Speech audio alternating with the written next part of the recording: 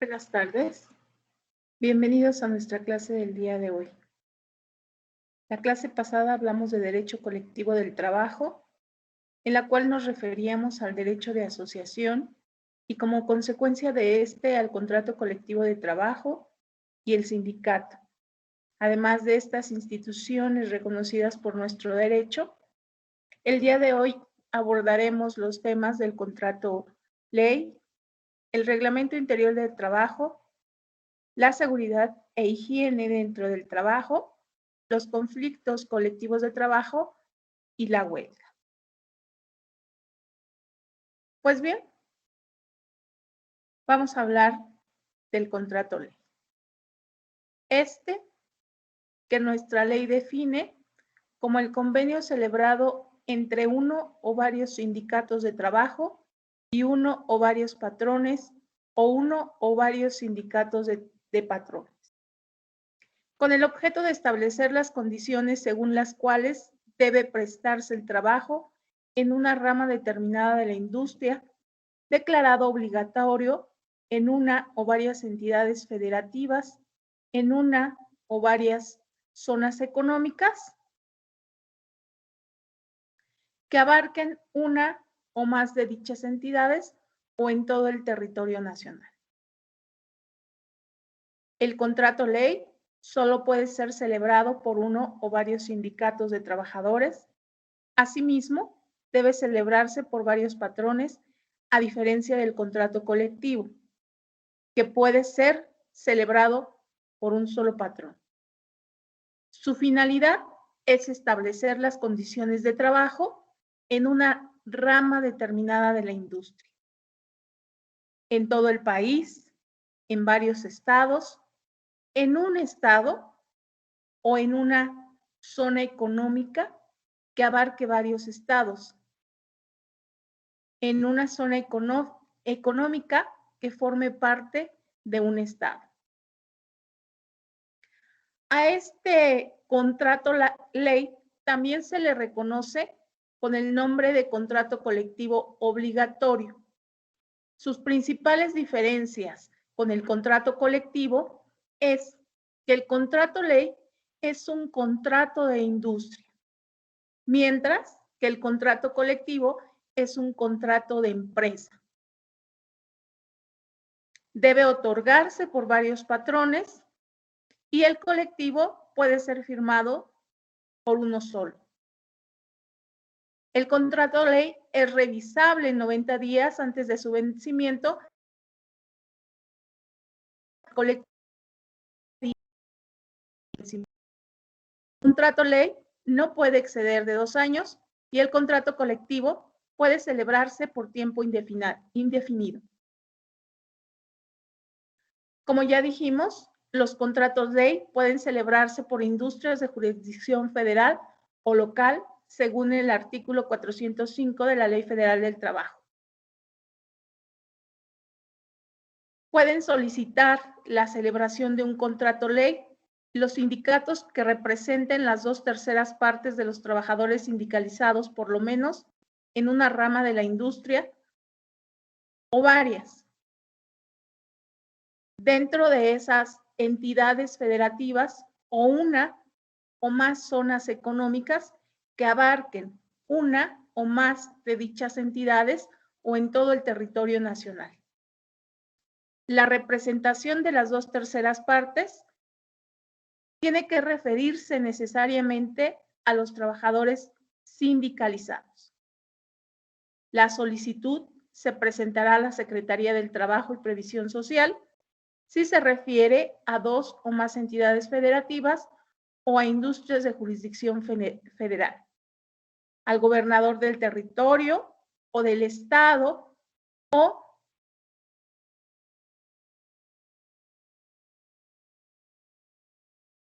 a la Ciudad de México.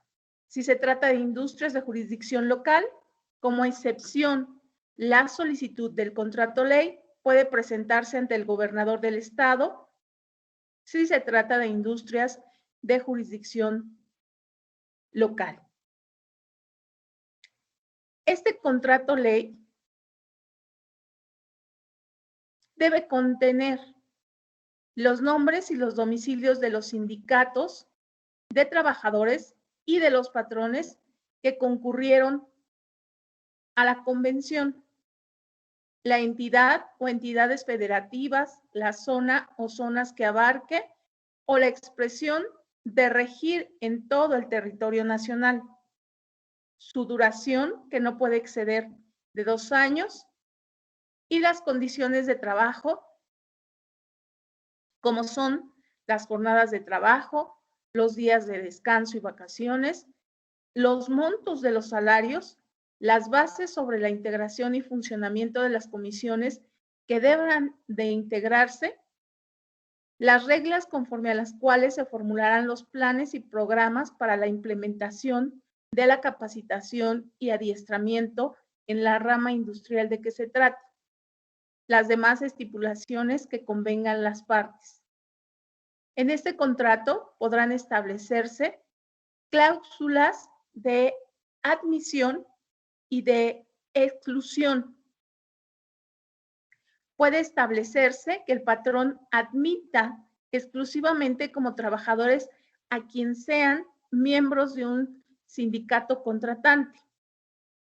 Esta cláusula y cualquiera otras que establezcan privilegios a su favor no pueden aplicarse en perjuicio de los trabajadores que no formen parte del sindicato y que ya presten sus servicios en la empresa o establecimiento con anterioridad a la fecha en que el sindicato solicite la celebración o la revisión del contrato, y la inclusión en él de la cláusula de exclusión. La sanción sindical impuesta al trabajador no podrá afectar su permanencia en el empleo o sus condiciones de trabajo. Su aplicación corresponderá al sindicato administrador del contrato ley en cada empresa. El convenio debe ser aprobado por la mayoría de los trabajadores y por la mayoría de los patrones que tengan a su servicio la misma mayoría de trabajadores. Una vez que este convenio es aprobado, el presidente de la República, el gobernador del estado, lo publicarán en el Diario Oficial de la Federación o en el periódico oficial de la entidad federativa, declarándolo contrato ley en la rama de la industria considerada para todas las empresas o establecimientos que existan o se establezcan en el futuro en la entidad o entidades federativas, en la zona o en las zonas que abarque o en todo el territorio nacional. Si el contrato colectivo ha sido celebrado por una mayoría de las 2/3 partes de los trabajadores sindicalizados de determinada rama de la industria en una o varias entidades federativas o en una o varias zonas económicas o en todo el territorio nacional, podrá ser elevado a la categoría de contrato ley, para lo cual debe cumplir con los siguientes requisitos. La solicitud que deberá presentarse por los sindicatos de trabajadores o por los patrones ante la Secretaría del Trabajo y Previsión Social, el gobernador del estado o del territorio. Los sindicatos de trabajadores y los patrones comprobarán que satisfacen el requisito de la mayoría señalada en el artículo 406. Además, acompañarán a su solicitud, la copia del contrato y señalarán la autoridad ante la cual se encuentra depositado. Esta autoridad que reciba la solicitud, después de verificar el requisito de mayoría, ordenará su publicación en el periódico oficial de la Federación o en el periódico oficial de la entidad federativa y señalará un término no menor de 15 días para que se formulen oposiciones. Si no se formulan oposiciones, dentro de este término que he señalado, el presidente de la República o el gobernador del estado declarará obligatorio este contrato ley. Por el otro lado, si dentro del plazo señalado se formula oposición, los trabajadores y los patrones dispondrán de un término de 15 días para presentar por escrito sus observaciones. Además, deberán de acompañar de pruebas que justifiquen la causa de su oposición. El presidente de la República o en el caso el gobernador del estado de que se trate, tomando en consideración los datos del expediente, podrá declarar la obligatoriedad del contrato ley. Este contrato ley, además, comienza a producir sus efectos a partir de la publicación en el Diario Oficial de la Federación o en el periódico oficial de la entidad federativa, salvo que la convención señale una fecha distinta. Además, este contrato ley puede ser revisado y en esa revisión, de acuerdo a lo que la ley establece, debe de observarse las normas siguientes. ¿Quiénes pueden solicitar esta revisión? Los sindicatos de trabajadores y los patrones. En 2/3 partes de estos trabajadores. Esta solicitud de revisión se debe de presentar ante el Centro Federal de Conciliación y Registro Laboral 90 días naturales antes del vencimiento del contrato ley. Esta autoridad que recibe la solicitud debe verificar los requisitos de mayoría, convocará a los sindicatos de trabajadores y a los patrones afectados a una convención. Y esta va a ser presidida por el titular del Centro Federal de Conciliación y Registro Laboral. Si los sindicatos de trabajadores y los patrones llegan a un convenio, este debe ser aprobado por la mayoría de los trabajadores que estén representados en la convención, así como por la mayoría de los patrones que tengan a su servicio la misma mayoría de trabajadores. El titular de este Centro Federal de Conciliación y Registro Laboral lo comunicará al titular de la Secretaría de Trabajo y Previsión Social para su publicación en el Diario Oficial de la Federación.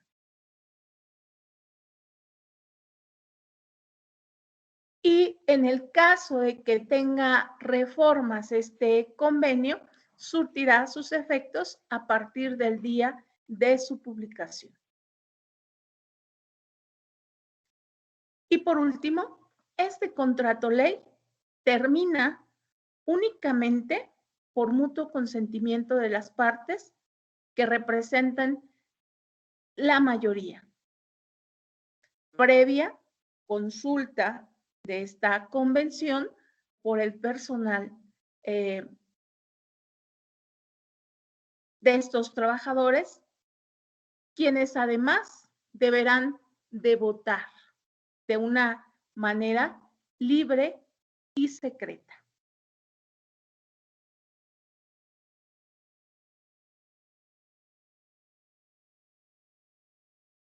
Por otro lado, el Reglamento Interior del Trabajo es el conjunto de disposiciones obligatorias para los trabajadores y para los patrones en el desarrollo de los trabajos en una empresa o establecimiento. Este reglamento interior del trabajo se encuentra reglamentado, vaya la redundancia, en el artículo 422 de la Ley Federal del Trabajo. Debe contener las horas de entrada y salida de los trabajadores, el tiempo destinado para las comidas y los periodos de reposo durante la jornada, el lugar y momento en que deben comenzar y terminar las jornadas de trabajo,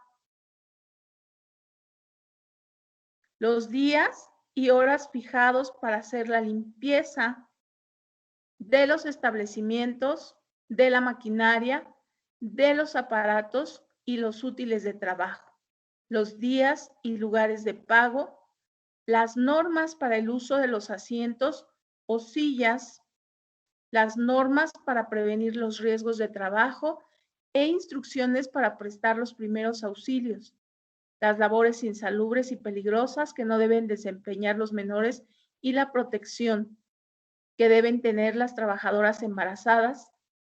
El tiempo informa en que los trabajadores deben someterse a los exámenes médicos previos o periódicos y las medidas profilácticas que dicten las autoridades, permisos y licencias, disposiciones disciplinarias y procedimientos para su aplicación, la suspensión en el trabajo como medida disciplinaria no puede exceder de 8 días y el trabajador tiene derecho a ser oído antes de que se le aplique alguna de las sanciones.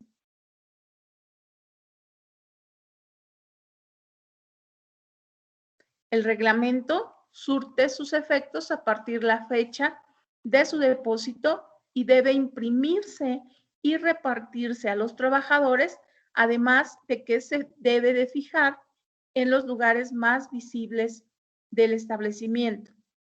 La Ley Federal del Trabajo solo contempla en su numeral 425 la fecha de inicio de sus efectos, la cual comienza el día de su depósito en el Centro Federal de Conciliación y Registro Laboral, pero no se señala un lapso concreto de vigencia de dicho documento, por lo que este Reglamento Interior del Trabajo debe considerarse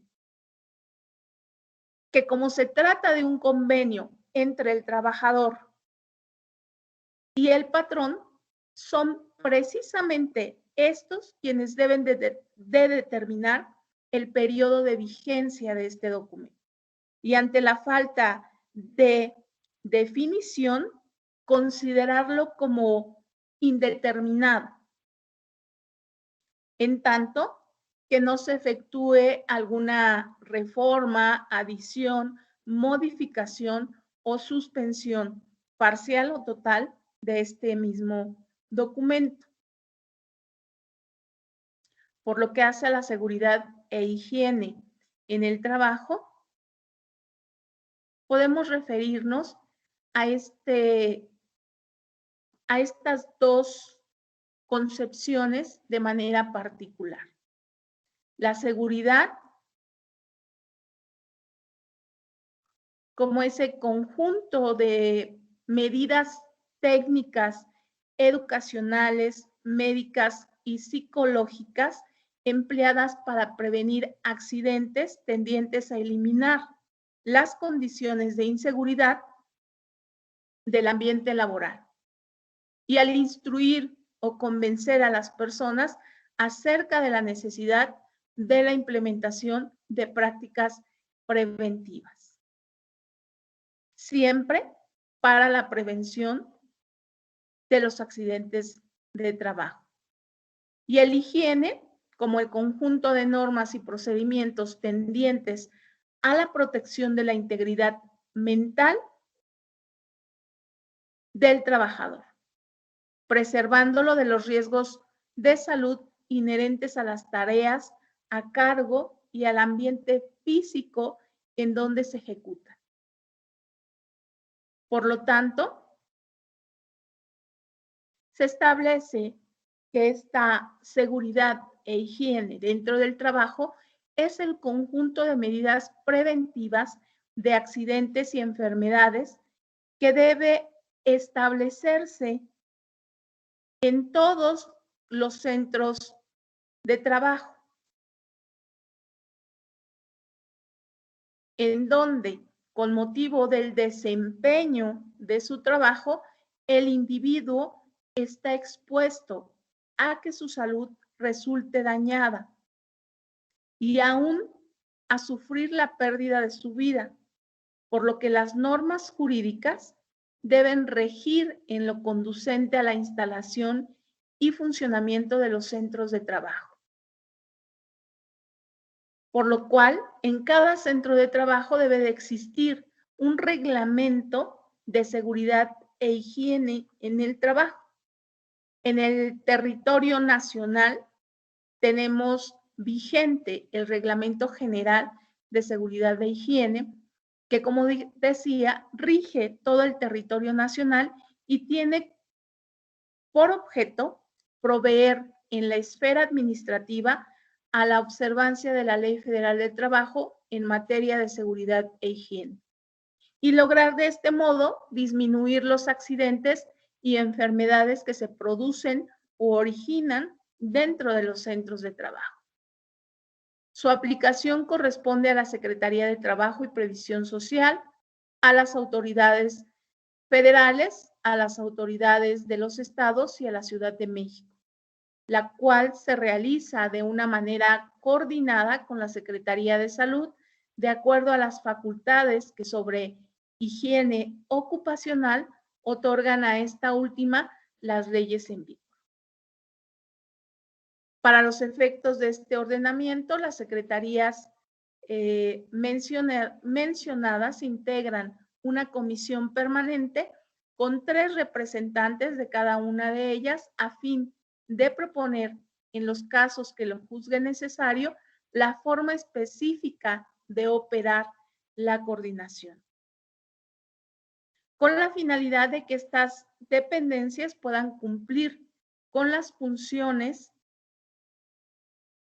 y con las atribuciones que les otorgan los ordenamientos legales en esta materia.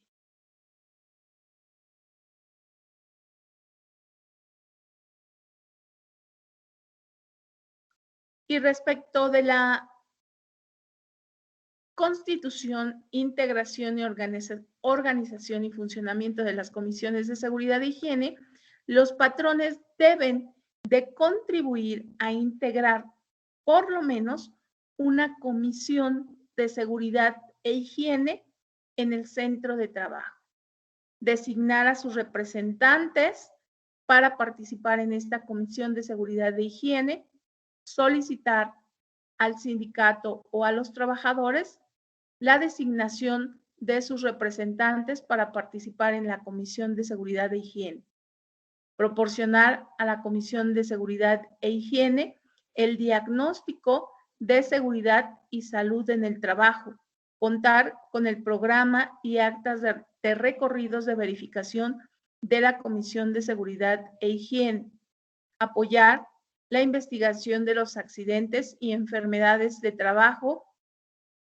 dar facilidades a los trabajadores para el desempeño de sus funciones, atender y dar seguimiento a las medidas propuestas por esta comisión para prevenir accidentes y enfermedades de trabajo, difundir entre los trabajadores o por cualquier medio la relación actualizada de los integrantes de la Comisión de Seguridad e Higiene, los resultados de las investigaciones sobre accidentes y enfermedades de trabajo, las medidas propuestas por esta comisión para la prevención de accidentes y enfermedades de trabajo, proporcionar capacitación a los integrantes de esta comisión para la adecuada realización de sus funciones. Además, con la participación de los trabajadores y de los patrones, además de sus representantes, promover la constitución y la función y el funcionamiento de la Comisión de Seguridad e Higiene.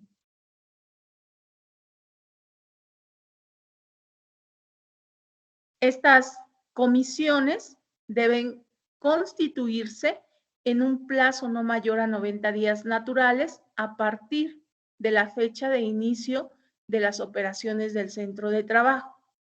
Dentro de este centro de trabajo y respecto de esta preservación de la salud y de la higiene, dentro del trabajo se deben de observar determinados rubros, como pueden ser el ruido, las vibraciones, la iluminación, las radiaciones, las condiciones térmicas, que en algunas ocasiones pueden ser elevadas o abativas, las presiones ambientales anormales, los agentes químicos, los factores de riesgo ergonómico, los factores de riesgo psicosocial, y que de acuerdo a nuestro artículo 513 o al artículo 513 de la Ley Federal del Trabajo, la Secretaría, previa opinión de la Comisión Consultiva Nacional de Seguridad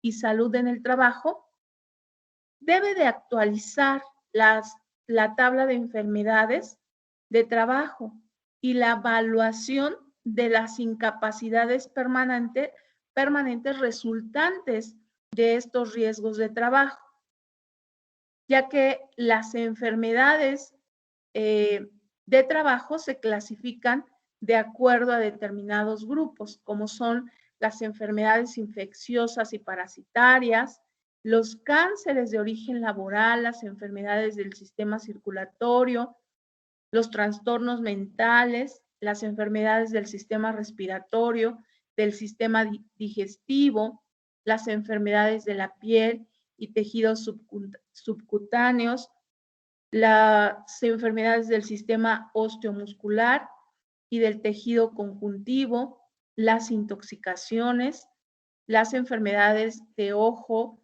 de oído, las enfermedades endocrinológicas y genitourinarias, por lo que las violaciones a los preceptos de este reglamento y de las normas son sancionadas administrativamente por la Secretaría. Sin embargo, estas sanciones también se pueden aplicar por otras disposiciones legales o reglamentarias. Además, se impondrá una multa de 50 a 100 veces el salario mínimo general diario al patrón que no acredite ni exhiba dentro del plazo que hemos señalado de conformidad con las especificaciones dispuestas en la. Encontramos que dentro de ese ámbito de la seguridad e higiene en el trabajo, contamos con normas oficiales mexicanas, entre las cuales podemos señalar la norma oficial 1 del 2018 relacionada con edificios, locales e instalaciones. La 2 del 2000, la prevención, protección y combate de incendios. La 3 de 1999, plaguicidas y fertilizantes. La 4 de 1999, sistemas y disposiciones de seguridad de maquinaria. La 5 de 1998, manejo, transporte y almacenamiento de sustancias peligrosas. La 6 del 2000, que se refiere al manejo y almacenamiento de materiales. La 007 del 2000, que se refiere a instalaciones, maquinaria, equipo y herramientas agrícolas. La 009 de 1999, que se refiere a equipo suspendido de acceso. La 010 de 1999, contaminantes por sustancias químicas. La 11 del 2001, relativa al ruido. La 12 del 99, radiaciones ionizantes. La 13 del 93, radiaciones no ionizantes. La 14 del 2000, presiones ambientales anormales. La 15 del 2001, condiciones térmicas elevadas o abatidas. La 17 del 2001, 8, equipo de protección personal. La 18 del 2000, identificación de peligro y riesgos de sustancias químicas. La 21 del 94, informe sobre riesgos de trabajo, entre muchas otras. Y en donde se establecen precisamente las normas respecto de la seguridad y de la higiene en el trabajo. También en esta clase del día de hoy vamos a hablar de los conflictos de trabajo. La palabra conflicto proviene del latín conflictus, que significa combate, lucha o pelea. Desde el punto de vista jurídico, estas palabras se utilizan como expresiones sinónimas. Todas que tienen invariantemente la connotación de una oposición de interés. Pues bueno, el conflicto de trabajo, a diferencia de cualquier otro conflicto, otra controversia, puede suscitarse entre trabajadores y patrones. Solamente como consecuencia o con motivo del nacimiento, la modificación o el cumplimiento de las relaciones individuales o colectivos del trabajo.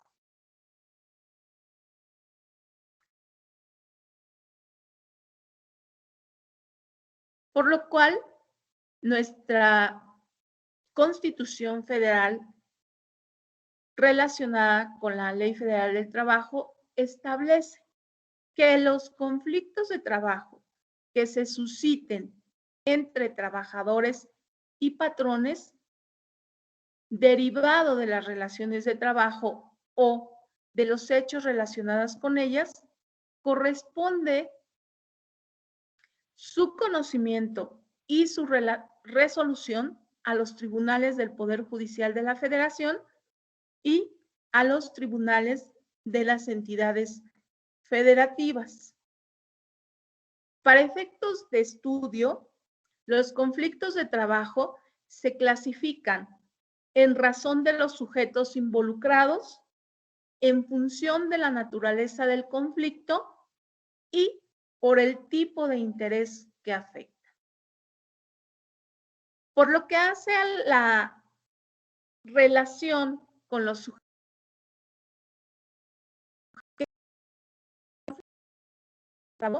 puede indicarse entre trabajadores y patrones, entre trabajadores y entre patrones. Los conflictos entre trabajadores y patrones son las controversias más típicas, ya que en ellas se colocan frente a frente los factores del proceso productivo. Estos factores que ya habíamos visto anteriormente y que son el trabajo y el capital. Atendiendo a esta situación, se entenderá que finalmente se trata de estas controversias laborales.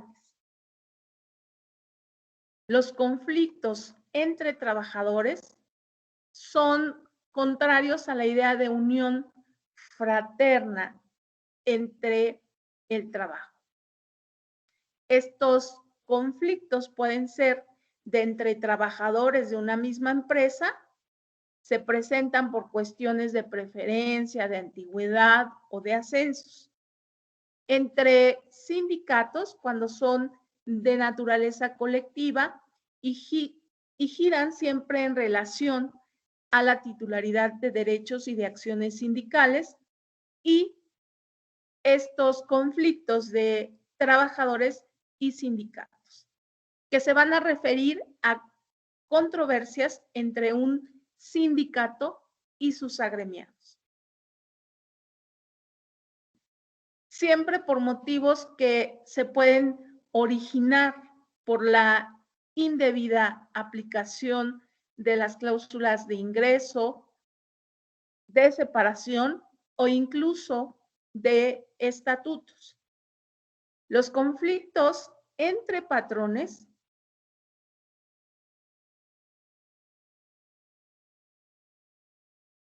no constituyen una auténtica posibilidad en la sociedad en la que vivimos. Sin embargo, nuestro legislador busca evitar lagunas dentro de nuestra legislación laboral.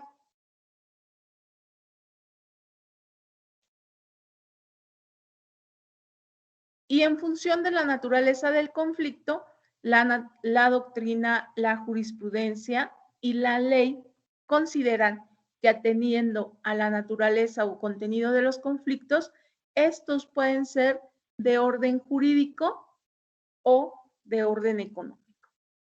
Los conflictos jurídicos surgen por la aplicación o la interpretación de las normas de trabajo, las normas contractuales,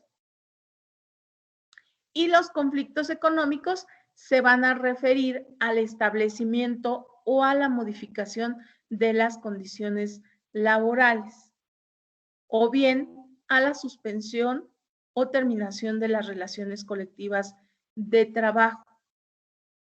Esta clasificación está referida a la jerarquía del interés que se ve afectado con el conflicto sin que se trate simplemente de una afectación numérica.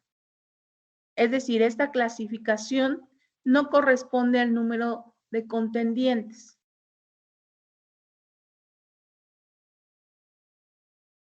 Además, por lo que hace de trabajo, se clasifican en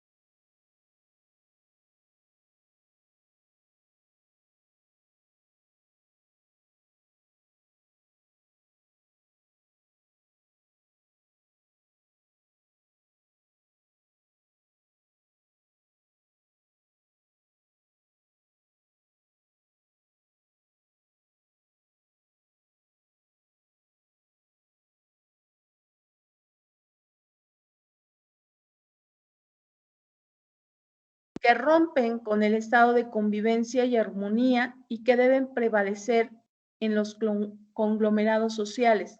Un pilar fundamental de todo sistema jurídico es el establecimiento de mecanismos eficaces para dirimir las controversias.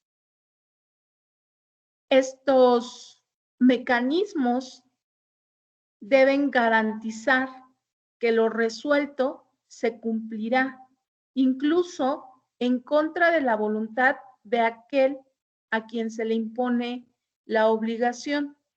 Genéricamente, la solución de los conflictos laborales puede llegar por la voluntad concertadora de los sujetos implicados, por los buenos oficios de un tercero ajeno a esa controversia o por la decisión de la autoridad jurisdiccional competente.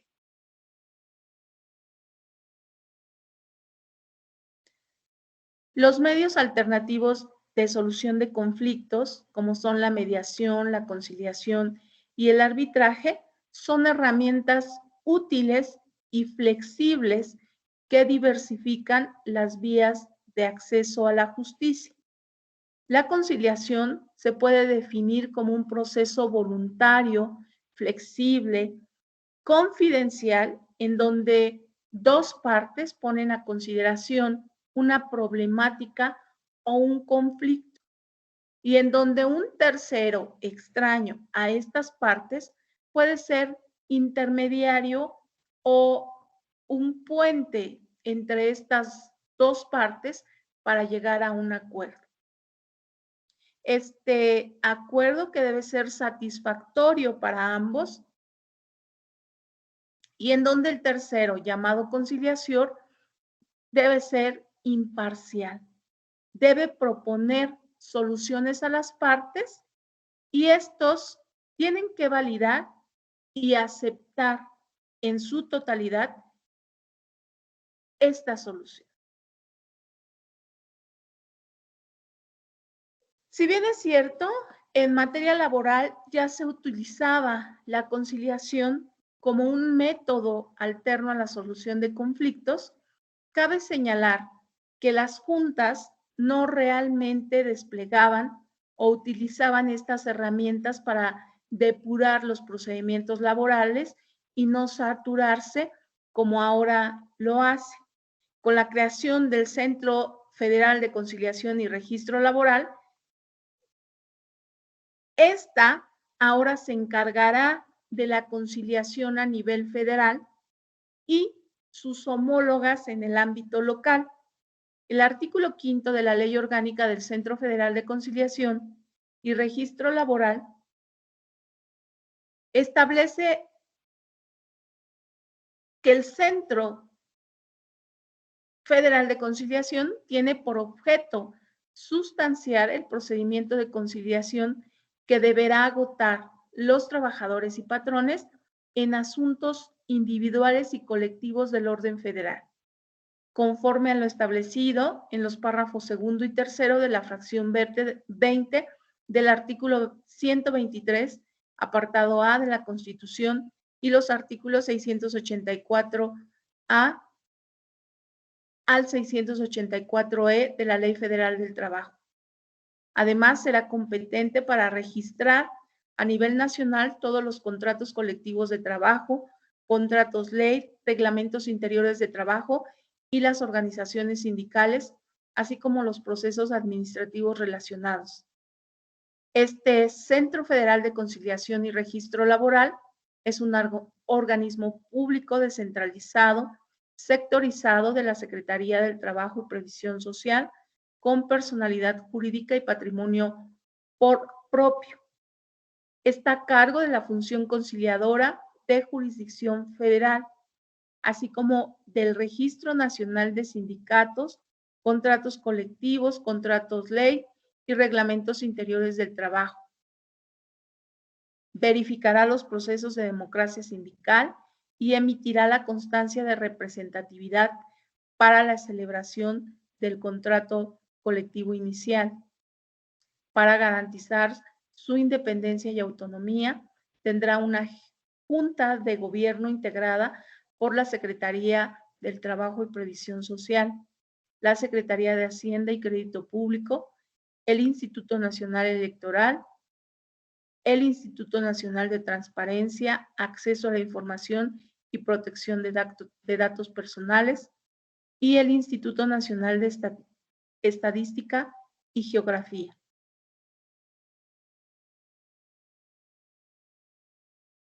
Por lo que una obligación dentro de esta reforma laboral de la que ahora somos parte es que antes de demandar, es decir, antes de llevar un proceso judicial ante los tribunales laborales, será necesario buscar una solución a los conflictos laborales por medio de la conciliación prejudicial.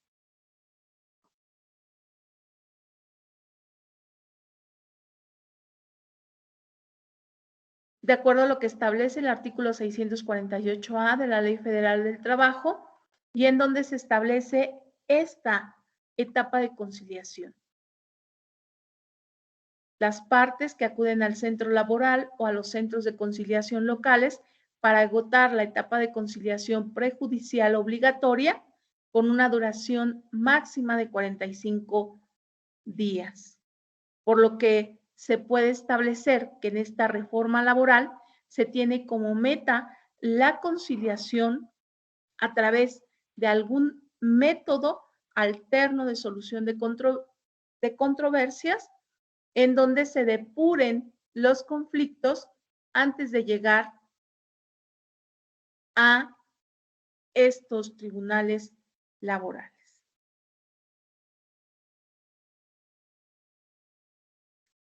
Y por último, jóvenes, el día de hoy vamos a hablar de la huelga.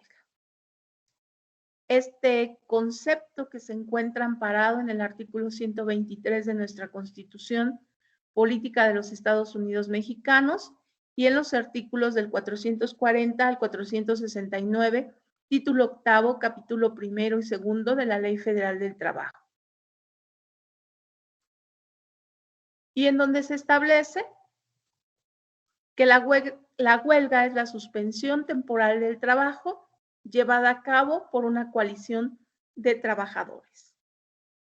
Tiene por objeto conseguir el equilibrio entre los diversos factores de la producción, armonizando los derechos del trabajo con los del capital. Obtener del patrón o patrones la celebración del contrato colectivo de trabajo y exigir su revisión al terminar el periodo de vigencia. Obtener de los patrones la celebración del contrato ley y exigir su revisión al terminar su periodo de vigencia. Exigir el cumplimiento del contrato colectivo de trabajo o contrato ley de las empresas o establecimientos que hubiese sido violado. Exigir el cumplimiento de las disposiciones legales sobre participación de utilidades.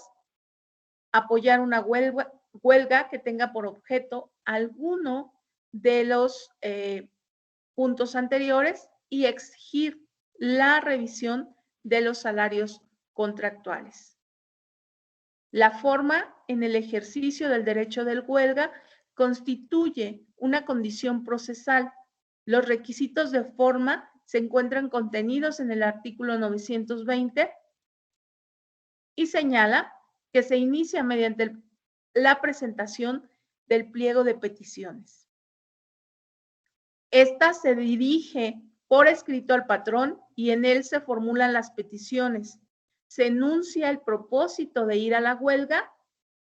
Si no son satisfechas, expresarán concretamente el objeto de la misma y se señala día y hora en que se suspendan las labores y el término de la prehuelga.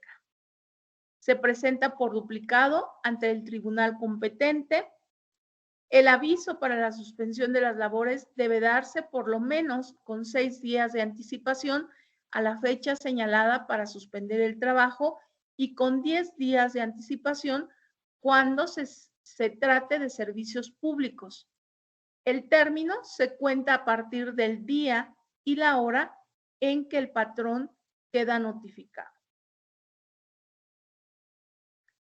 Cuando el procedimiento de huelga tiene por objeto obtener del patrón o patrones la celebración del contrato colectivo de trabajo, se deberá anexar al emplazamiento a huelga la constancia de representatividad expedida por el Centro Federal de Conciliación y Registro Laboral.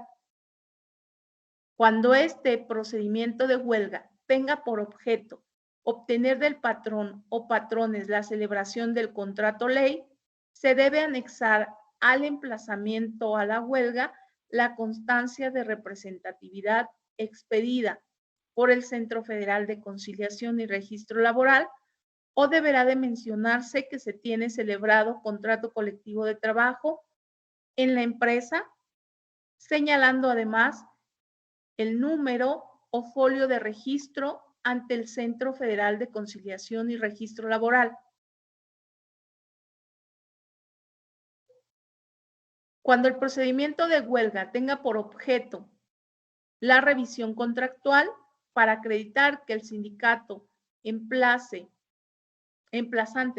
es el titular del contrato colectivo de trabajo o el administrador del contrato ley, se deberá anexar al emplazamiento el certificado de registro del contrato colectivo expedido por el Centro Federal de Conciliación y Registro Laboral, o el acuse de recibo del escrito en el que se solicitó dicho certificado.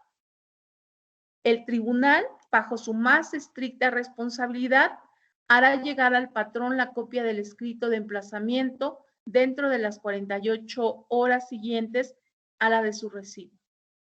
La notificación produce el efecto de constituir al patrón por todo el término del aviso en depositario de la empresa o establecimiento afectado por la huelga con las atribuciones y responsabilidades inherentes al cargo.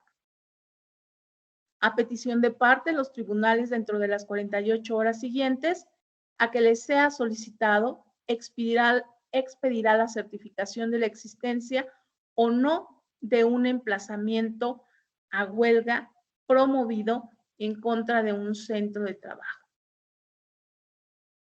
También la Ley Federal del Trabajo establece como excepción que los trabajadores huelguistas deben continuar prestando los servicios en los buques, aeronaves, trenes, autobuses y demás vehículos de transporte que se encuentren en ruta, deberán conducirse a su punto de destino y en los hospitales, sanatorios, clínicas y demás establecimientos análogos continuarán con la atención de los pacientes recluidos al momento de suspenderse el trabajo hasta que puedan ser trasladados a algún otro establecimiento. Y la huelga se clasifica en diferentes tipos de huelga. En la huelga legalmente existente, que es la huelga que satisface los requisitos en cuanto al fondo y forma previstos en los artículos 450 y 451 de la Ley Federal del Trabajo. La huelga inexistente es aquella que no reúne estos requisitos de fondo y de forma. La huelga lícita es aquella que tiene por objeto conseguir el equilibrio entre los factores de la producción, concordando el capital y el trabajo.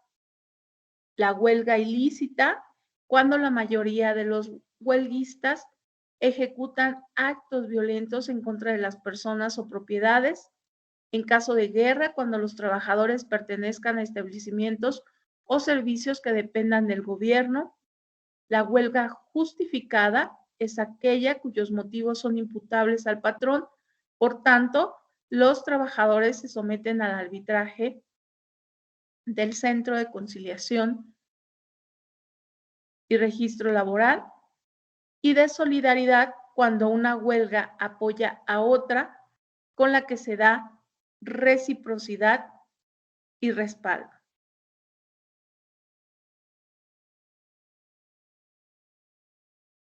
Y la huelga termina cuando existe un acuerdo entre los trabajadores huelguistas y los patrones. Cuando el patrón se allana en cualquier tiempo a las peticiones contenidas en el escrito de emplazamiento de huelga y cubre los salarios que hubiese dejado de percibir los trabajadores. Por un laudo arbitral de la persona o comisión que libremente elijan las partes, o por sentencia del tribunal si los trabajadores o patrones someten el conflicto a su decisión. Muchas gracias por su atención. Nos vemos la próxima clase.